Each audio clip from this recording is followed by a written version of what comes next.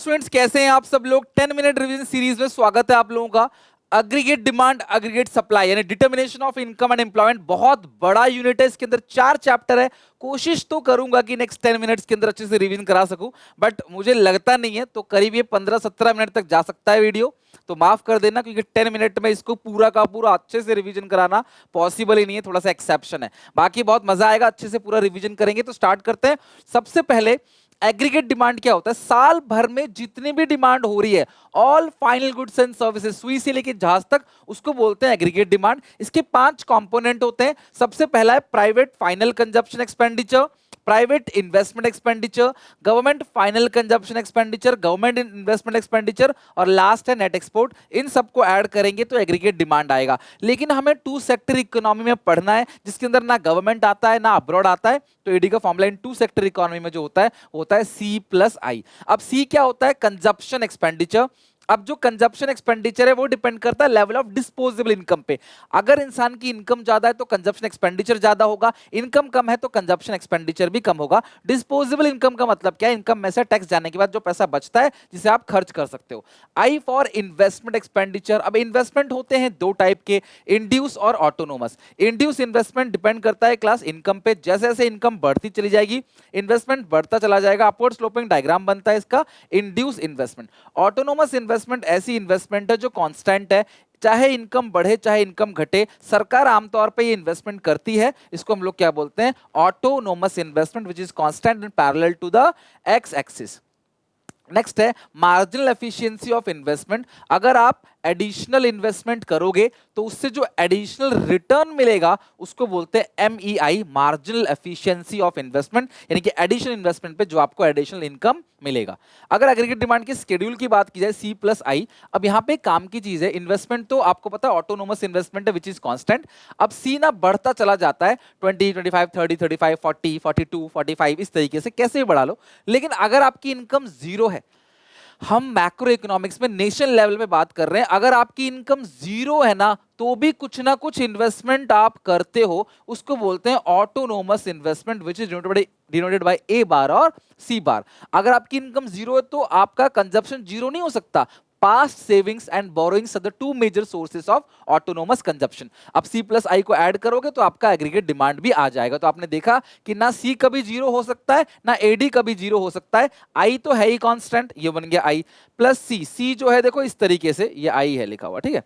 ये जो सी है यहां पे देखो जीरो लेवल ऑफ इनकम पे भी इतना कंजप्शन है, इसको बोलते हैं ऑटोनोमस कंजप्शन। और जैसे जैसे इनकम बढ़ता चला जाता है हमारा जो कंजप्शन है वो भी क्या हो रहा है? बढ़ता चला जा रहा है। आई प्लस सी को ऐड कर दोगे तो आपके पास आ जाएगा एग्रीगेट डिमांड। तो ये है आपका इन्वेस्टमेंट, ये है आपका कंजप्शन, ये आ गया एडी। और एडी और सी का एग्रीगेट डिमांड और कंजप्शन का जो डिफरेंस है उसको हम लोग क्या बोलते हैं? Investment. The vertical distance between AD and C is I, और ये कौन सी इन्वेस्टमेंट? Autonomous investment. साल भर में जितनी भी सप्लाई हो रही है उसको बोलते हैं एग्रीगेट सप्लाई, और उसका फॉर्मूला है C plus S, consumption plus saving. और एएस कितने डिग्री से बनता है? हमेशा 45 डिग्री से बनता है। एडी का फॉर्मूला क्या है? सी प्लस आई। एएस का फॉर्मूला है सी प्लस एस। सी का डायग्राम आप बनाना सीख चुके हो, थोड़ा ऊपर से बनता है वाई एक्सिस में क्योंकि वो कभी जीरो नहीं हो सकता। लेकिन एस जो है पहले नेगेटिव है, यानी पहले नेगेटिव होता है सेविंग्स, फिर जीरो होता है, फिर पॉजिटिव। सेविंग्स पहले घाटे में जाता है, यानी कि जब नया नया बिजनेस चालू करते हैं तो घर से पैसा लगाते हैं, सेविंग्स होती नहीं है, माइनस में चली जाती है, पुरानी सेविंग्स को भी निकाल लेते हैं।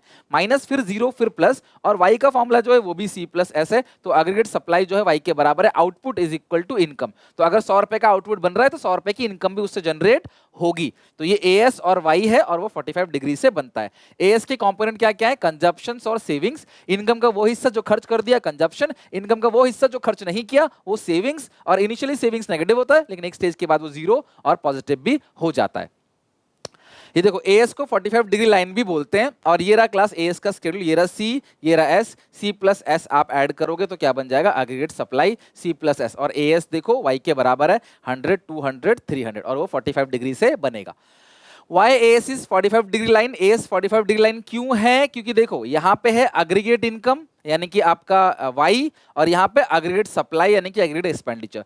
AS को भी Y बोलते हैं, इधर भी Y है इधर भी Y है, दोनों तरफ चीजें सेम है, जिसकी वजह से ये लाइन जो है वो बाइसेक्ट करेगा 90 डिग्री एंगल को, और जिसकी वजह से AS जो है 45 डिग्री लाइन बनेगा। अगर YAS इस 45 डिग्री लाइन आता है तो आपको इस तरीके से आंसर लिखना पड़ेगा, क्योंकि इधर भी एक्स एक्सिस और वाई एक्सिस दोनों जगह सेम नंबर है, इसलिए क्या करेगा? उसको बाइसेक्ट करेगा। आप अगर एक चीज देखो, ये है y, ये है as, ये है 0 0 100 100 200 200 300 300 400 400। अगर आप इसका पॉइंट लेके बनाओगे तो ये बीचों बीच ही तो बनेगा, दोनों इक्विडिस्टेंट है। यहां से यहां तक का डिस्टेंस, यहां से यहां तक का डिस्टेंस बराबर है, यहां से यहां तक का जो डिस्टेंस है और यहां से यहां तक का डिस्टेंस जो है बराबर है। इसीलिए इक्विडिस्टेंट वर्ड यूज करोगे, 45 डिग्री वर्ड यूज करोगे और बाइसेक्ट वर्ड यूज करोगे अपने आंसर्स में बना के लिखने के लिए। अगर ये कीवर्ड आपके आंसर में है तो आपको पूरे नंबर मिलेंगे।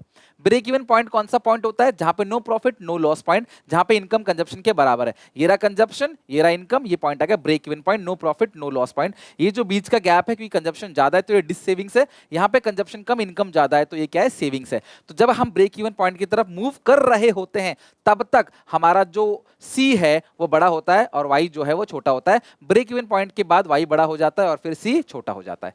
Equilibrium level of output attain करने के लिए दो अप्रोच है, ADAS approach, SI approach. Under ADAS approach economy is in equilibrium when AD equal to AS. Under SI approach economy is in equilibrium when S equal to I. अगर AD AS के बराबर है तो obviously S भी आई के बराबर होगा। ये रहा इनकम, ये है देखो AD बढ़ता चला जा रहा है, AS जो है वो भी देखो इनकम जैसा, ये सेम टू सेम। तो जहां पे AD AS बराबर है उस पॉइंट को बोलते हैं इक्विलिब्रियम लेवल ऑफ इनकम। ये हो गया आपका AD AS 45 डिग्री, जहां पे कट होगा उसको फुल एम्प्लॉयमेंट इक्विलिब्रियम बोलते हैं और इस इनकम को बोलते हैं full employment level of income. यहाँ AD AS आएगा, X axis Y axis. Next है what happen if AD is greater than AS. अगर एग्रीगेट डिमांड ज्यादा है, लोग अगर ज्यादा डिमांड कर रहे हैं, इसका मतलब क्या है कि आपको प्रोडक्शन को बढ़ाना पड़ेगा। अगर डिमांड कम सप्लाई ज्यादा है तो भैया सप्लाई ज्यादा कर रहे हो आप सप्लाई ज्यादा करोगे तो अनवांटेड स्टॉक इकट्ठा होगा, आपको प्रोडक्शन क्या करना चाहिए? कम करना चाहिए। ये मोस्ट इंपॉर्टेंट है, आप ये ध्यान रखना, ठीक है। ऐसे अप्रोच में इकोनॉमी तब इक्विलिब्रियम में आएगा जब एस आई के बराबर होगा। देखो आई कांस्टेंट है, ऑटोनोमस इन्वेस्टमेंट, सेविंग पहले माइनस फिर जीरो फिर प्लस, और देखो जहां पे एस आई के बराबर है 200 level of income, economy is in equilibrium because S I के बराबर है। ये हो गया आपका आई, एस पहले नेगेटिव फिर जीरो फिर पॉजिटिव, ये हो गया आपका इक्विलिब्रियम पॉइंट। इसको बोलते हैं लेवल ऑफ आउटपुट या इनकम, और इधर आ गया S I. Point E stands for equilibrium. अगर एस ज्यादा है, लोग सेविंग ज्यादा कर रहे हैं तो प्रोडक्शन में कटौती करो, और लोग अगर इन्वेस्टमेंट ज्यादा कर रहे हैं तो प्रोडक्शन को बढ़ा दो। बेटा ये मोस्ट इंपॉर्टेंट टॉपिक है, प्लीज इसको स्किप मत करना, मैं रीड करवा रहा हूं आपको। It implies that when plan saving is greater then plan investment. जब भी हम एस की बात करते हैं, प्लान एक्चुअल कुछ नहीं है, हर कोई प्लान है, प्लान सेविंग ज्यादा है प्लान इन्वेस्टमेंट से, तो अकॉर्डिंगली ओवरऑल एक्सपेंडिचर जो इकोनॉमी के अंदर है वो लोअर है, लोग खर्च नहीं कर रहे, सेव ज्यादा कर रहे हैं। What is required to buy the plan output? Some output remains unsold, माल बिकेगा नहीं और अनडिजायर्ड स्टॉक इकट्ठा होगा। अनडिजायर्ड स्टॉक को क्लियर करने के लिए आपको कटौती करनी पड़ेगी प्रोडक्शन में, ताकि सेविंग्स जो है इन्वेस्टमेंट के बराबर आ जाए। हम सोच रहे हैं 100 यूनिट की डिमांड होगी, हमने प्रोडक्शन किया 110, जान पूछ के प्रोडक्शन कितना किया? 110। तो ये प्लान है, ये क्या किया आपने क्लास? Plan accumulation. 10 रुपए का स्टॉक इकट्ठा हो जाएगा आपके पास, प्लान एक्यूमुलेशन है, ठीक है। लेकिन अगर ये प्लान नहीं किया था, अचानक से हुआ, तो ये अनप्लान एक्यूमुलेशन ऑफ इन्वेंट्री हो जाता है। नेक्स्ट है एक्सेस डिमांड, वो सिचुएशन जहां एग्रीगेट डिमांड ज्यादा है एग्रीगेट सप्लाई से। और ध्यान रखना, ये एडी का फॉर्मूला है सी प्लस आई और एडी वन का फॉर्मूला है C plus I plus delta I. Extra investment होने की वजह से एडी ऊपर चला जाता है और दोनों एडी के जो बीच का गैप है उस गैप को हम लोग क्या बोलते हैं? इनफ्लेशनरी गैप। ध्यान रखना, दोनों एडी के जो बीच का ये गैप है, इस गैप को क्या बोलते हैं? इनफ्लेशनरी गैप। ओके, नेक्स्ट है कॉजेज ऑफ एक्सेस डिमांड। जितने भी कंपोनेंट है वो सब बढ़ेंगे। प्राइवेट कंजम्पशन एक्सपेंडिचर बढ़ेगा, गवर्नमेंट कंजम्पशन एक्सपेंडिचर बढ़ेगा, प्राइवेट इन्वेस्टमेंट एक्सपेंडिचर बढ़ेगा, गवर्नमेंट इन्वेस्टमेंट एक्सपेंडिचर बढ़ेगा, नेट एक्सपोर्ट बढ़ेगा, तो वो रीजन बनेगा एक्सेस डिमांड का। इवन टैक्स कम अगर होगा, है ना, तो भी रीजन क्या बनेगा? एक्सेस डिमांड का। एक्सपोर्ट का बढ़ना, इंपोर्ट का घटना, ये सारे रीजन बनते हैं एक्सेस डिमांड के। डेफिसिट डिमांड, दोनों एडी के जो बीच का गैप है इसको क्या बोलते हैं? Deflationary gap. जब डिमांड कम हो जाए, ये इक्विलिब्रियम पॉइंट हो गया, एडी नीचे की तरफ आएगा, नया एडी बनेगा, AD one C plus I minus delta I, और दोनों एडी की जो बीच का गैप है उसको क्या बोलते हैं? Deflationary gap. कॉजेज क्या क्या है? बिल्कुल रिवर्स कॉजेज है एक्सेस डिमांड का। Decrease in consumption, decrease in investment, decrease in government consumption, decrease in government investment, increase in import, decrease in export, और टैक्स रेट अगर बढ़ेगा तो भी लोग डिमांड कम करेंगे। These all are the reason of deflationary gap और deficient demand. Next concept है फुल एम्प्लॉयमेंट। फुल एम्प्लॉयमेंट वो सिचुएशन है जहां पे जो लोग काम करना चाहते हैं, काम करने के लायक है, प्रिवेलिंग वेज रेट पे उनके पास काम है, इकोनॉमी जो है वो फुल एम्प्लॉयड है, राइट। लेकिन फुल एम्प्लॉयमेंट का मतलब ये बिल्कुल भी नहीं है कि इकोनॉमी में बेरोजगारी नहीं है, अलग अलग टाइप के अनएम्प्लॉयमेंट तब भी एग्जिस्ट करता है। स्ट्रक्चरल अनएम्प्लॉयमेंट, जब इकोनॉमी मॉडर्नाइज होती है, इकोनॉमी का सिस्टम चेंज होता है, वो मॉडर्नाइजेशन की तरफ मूव करता है, तो कुछ लोग उस मॉडर्नाइजेशन को अडॉप्ट नहीं कर पाते, वो बेरोजगार हो जाते हैं, उनके पास उतनी स्किल्स नहीं होती। फ्रिक्शनल अनएम्प्लॉयमेंट, जब आप एक जॉब छोड़ के दूसरी जॉब में जाते हो तो कुछ टाइम के लिए आप बेरोजगार हो जाते हो, उसको इसको बोलते हैं फ्रिक्शनल अनएम्प्लॉयमेंट। आप काम ही नहीं करना चाहते या फिर उस रेट पे काम नहीं करना चाहते, ये आपकी प्रॉब्लम, इसको बोलते हैं वॉलंटरी अनएम्प्लॉयमेंट। आप काम करना चाहते हो, उस रेट पे भी काम करना चाहते हो जो मार्केट में काम मिल रहा है, लेकिन आप जो है काम ढूंढ ही नहीं पा रहे, काम मिल ही नहीं रहा, लेबर सप्लाई कम है, तो इसको क्या बोलते हैं? Involuntary unemployment. यही मेन प्रॉब्लम है, यही मेन कंसर्न का इशू है, इनवॉलंटरी अनएम्प्लॉयमेंट। एक्सेस डिमांड हो चाहे डेफिशिट डिमांड हो, एक्सेस डिमांड से बनता है इन्फ्लेशनरी गैप, डेफिशिट डिमांड से बनता है डिफ्लेशनरी गैप। एक्सेस डिमांड को हम इन्फ्लेशन, डेफिशिट डिमांड को डिफ्लेशन भी कह सकते हैं।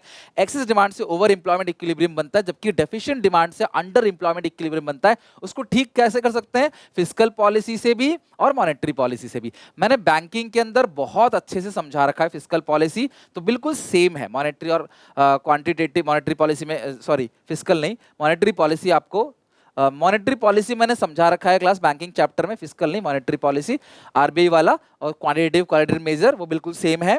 फिस्कल पॉलिसी जो है वो गवर्नमेंट करती है, वो समझाता हूं। फिस्कल पॉलिसी के अंदर दो चीजें आती हैं, टैक्सेस और government spending.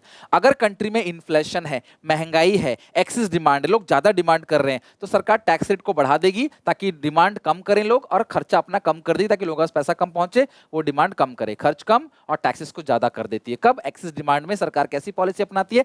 Contractionary policy. Deficit demand में सरकार कैसी पॉलिसी अपनाती है? Expansionary policy. टैक्सेस सरकार कम कर देती है और गवर्नमेंट स्पेंडिंग को सरकार बढ़ा देती है, इसको बोलते हैं एक्सपेंशनरी फिस्कल पॉलिसी। टैक्स कम कर देगी, लोगों की इनकम बढ़ जाएगी, लोग खर्च ज्यादा करेंगे, सरकार भी खर्चा करेगी ताकि लोगों के पास इनकम पहुंचे, वो डिमांड ज्यादा करें। मॉनेटरी मेजर्स जो कि आरबीआई का है वो मैंने आपको अच्छे से समझा दिया है। बैंक रेट, रेपो रेट बढ़ेगा इन्फ्लेशन कंट्रोल करने के लिए, एक्सेस डिमांड कंट्रोल करने के लिए, और डेफिशिट डिमांड कंट्रोल के लिए कम करेंगे। सीआरएसएलआर को एक्सेस डिमांड बढ़ा देंगे और डेफिशिट डिमांड कंट्रोल करने के लिए कम कर देंगे। ओपन मार्केट में एक्सेस डिमांड अगर है तो सेल करेंगे, डेफिशिट डिमांड है तो आरबीआई गवर्नमेंट सिक्योरिटीज को परचेस करेगी। Reverse repo rate, excess demand में बढ़ जाएगा, डेफिशिट डिमांड में घट जाएगा। मार्जिनल रिक्वायरमेंट, एक्सेस डिमांड बढ़ेगा, डेफिशिट डिमांड घटेगा। बिल्कुल सेम है बैंकिंग चैप्टर के अंदर, वहां से आपने कर ही लिया है तो उसको रिपीट करने की जरूरत नहीं है। नेक्स्ट है propensity to consume, propensity to save. Income का वो हिस्सा जो आपने खर्च कर दिया, that is called APC. APC की वैल्यू 1 हो सकती है, 1 से कम हो सकती है, 1 से ज्यादा हो सकती है, 0 और नेगेटिव कभी नहीं हो सकती, बस ध्यान रखना। Can be equal to 1 when C equal to Y. उसको जब सी वाई के बराबर होगा, यानी ब्रेक इवन पॉइंट पे एपीसी की वैल्यू 1 होती है। एपीसी इकलौता ऐसा कंपोनेंट है जो 1 से ज्यादा भी हो सकता है। ब्रेक इवन पॉइंट पे एपीसी क्या होता है क्लास? 1। एपीसी 1 से छोटा भी हो सकता है जब इनकम ज्यादा कंजप्शन कम है, और एपीसी 1 से बड़ा हो सकता है जब कंजप्शन ज्यादा और इनकम कम है। ऐसा बिल्कुल हो सकता है अगर जीवन व्यापन करने के लिए 100 रुपए की जरूरत है, इनकम सिर्फ 50 है, तो ये 2 भी आ सकता है, वो 1 से बड़ा भी हो सकता है, but it can never be 0 और never be negative. APS income का वो हिस्सा जो खर्च कर रहे हैं एस अपॉन वाई, क्योंकि सेविंग माइनस हो सकता है तो एपीएस भी माइनस हो सकता है, सेविंग 0 हो सकता है तो एपीएस भी 0 हो सकता है, सेविंग प्लस हो सकता है तो एपीएस भी प्लस हो सकता है। बस एपीएस कभी 1 और ग्रेटर देन 1 जो है, ग्रेटर देन 1 नहीं होगा। एपीएस ना कभी 1 होगा ना 1 से बड़ा होगा, वो हमेशा 1 से छोटा ही होगा कुल मिला के। अगला फॉर्मूला है APC plus APS equal to 1। ये 0.6, ये 0.4, ये 0.9, 0.1। अगर ये 1 आ गया तो ये 0, अगर ये 2 आ गया तो फिर ये -1 आ जाएगा। Okay. MPC marginal propensity to consume, additional income generate होगा तो उससे कितना एडिशनल कंजप्शन करेंगे, और इसकी वैल्यू हमेशा 0 to 1 के बीच रहेगी। यानी कि हम सारा एडिशनल इनकम खर्च नहीं करेंगे, सारा एडिशनल इनकम बचाएंगे नहीं, जितना भी हमारी सैलरी बढ़ेगी उसका एक परसेंटेज ही हम खर्च करते हैं, जिसको हम लोग क्या बोलते हैं? Marginal propensity to consume. यानी कि it measures change in consumption due to change in income. Change in consumption C2 - C1, change in income Y2 - Y1। कुछ आपको याद रखना है, like MPC of poor is always more than MPC of rich. जो poor की salary बढ़ेगी, 10,000 रुपए बढ़ गई सैलरी पुअर की, वो उसमें से 8,000 खर्च कर देगा। अमीर की सैलरी 5 लाख बढ़ गई, वो ऑलरेडी अमीर था, वो कितना खर्च करेगा? वो मैक्सिमम हिस्सा बचा लेगा, वो थोड़ा बहुत ही कंजम्पशन बढ़ाएगा। तो एमपीसी जो है वो गरीब लोगों का ज्यादा होता है और अमीर लोगों का कम, और MPC falls with successful increase in income. जैसे जैसे इनकम बढ़ती चली जाती है, एमपीसी जो है वो गिरता चला जाता है। ठीक है। एमपीएस एडिशनल इनकम से जो सेविंग में चेंज आ रहा है, ध्यान रखना, एडिशनल, एक्स्ट्रा, है ना, फ्रेश, ये सी वर्ड आ जाए ना समझ जाना, वो एमपीएस की बात कर रहा है। इनकम का 70% कंजप्शन पे खर्च कर रहे हैं, वो एपीसी है।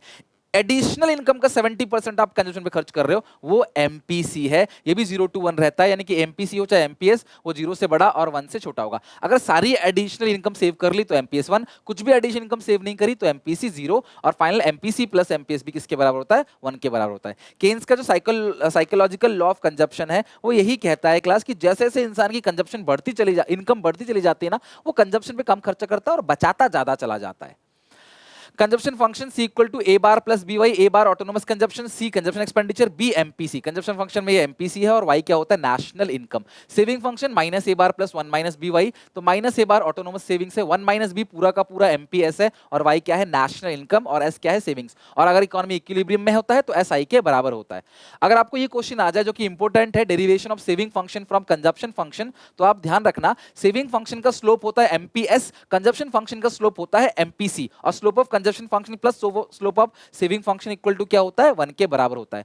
तो आप ये ध्यान समझना कि ये डायग्राम आपको बनाना पड़ेगा, यानी कि आप सेविंग कर्व को बना रहे हो फ्रॉम कंजप्शन कर्व, तो आपको जितने डायग्राम बना सकते हो ना इको में जरूर बनाना। पूरे पेपर में 3-4 डायग्राम आप बना लोगे तो कॉपी आपकी बहुत मस्त हो जाएगी। ये हो गया C, ये हो गया Y, आ गया क्लास ब्रेक इवन पॉइंट, जहां पे AP C 1 के बराबर होता है और APS 0 होता है। उसी कॉरस्पॉन्डिंग लेवल पे आप S की लाइन यहां से निकालोगे, यहाँ पे S जो है वो 0 है और APS जो है वो 0 है, और उस पॉइंट पे APC जो है वो 1 है। ये बराबर दिखना चाहिए आपको। अगर ये +20 से आपने शुरू किया तो ये -20 से शुरू होना चाहिए, और जहां पे YC के बराबर उसी कॉरस्पॉन्डिंग लेवल पे S 0 होना चाहिए। अगर आपने ये सही बनाया तो डायग्राम आपका पूरा का पूरा सही है, कहीं नंबर नहीं कटेंगे। और उसी चीज को आपने क्या करना है, यहाँ पे नंबर्स वैल्यू को लिख देना है कि आप अगर ये +20 से कर रहे हो तो -20 से, और जहां पे S 0 है उसी कॉरस्पॉन्डिंग पे YC के बराबर होना चाहिए। Slope of C MPC, slope of S MPS, 1 minus slope of MPC equal to slope of MPS। मगर मतलब सॉरी गलत बोल दिया। 1 minus slope of C is equal to slope of S,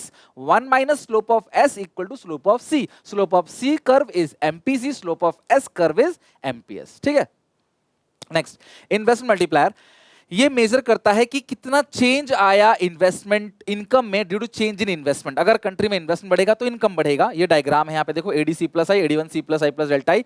तो इन्वेस्टमेंट के चेंज होने से इनकम में कितना चेंज आया, उस चीज को मेजर कौन करता है, इन्वेस्टमेंट मल्टीप्लायर। उसको K से डिनोट करते हैं और उसकी वैल्यू 1 to इन्फिनिटी रहती है। MPC बढ़ता चला जा रहा है तो K कैलकुलेट कर लोगे 1/MPS करके। ये रहा MPC, ये रहा MPS, K आ गया 1/MPS। अब यहाँ पे दिख रहा है MPC बढ़ रहा है तो K भी बढ़ रहा है, यानी MPC और K के बीच में डायरेक्ट रिलेशनशिप है। और MPS जो है वो घट रहा है तब K बढ़ रहा है, तो MPS और K के बीच में कैसा रिलेशनशिप है, इनवर्स रिलेशनशिप। आप अपने आप से नंबर लेके 0 to 1 के बीच में MPC निकाल लो, 1 में से MPC घटाओ MPS आ जाएगा, और आप यहाँ पे K भी निकाल लो 1/MPS। K का फॉर्मूला 1/MPS है, MPS को 1 माइनस MPC भी कह सकते हैं, तो K का फॉर्मूला 1/1 माइनस MPC भी है, और K का मेन फॉर्मूला तो यही है, delta Y upon delta I। Investment के चेंज होने से इनकम में कितना चेंज आया। नेक्स्ट है क्लास रिलेशनशिप, तो हमने पढ़ लिया। Working of investment multiplier, investment बढ़ेगा तो लोगों की इनकम बढ़ेगी, लोगों की इनकम बढ़ेगी, लोग खर्च ज्यादा करेंगे और उनका खर्चा किसी और की इनकम बनेगी, फिर वो खर्च ज्यादा करेंगे, फिर उनका एक्स्ट्रा खर्चा किसी और की एक्स्ट्रा इनकम बनेगी, और प्रोसेस चलता रहेगा।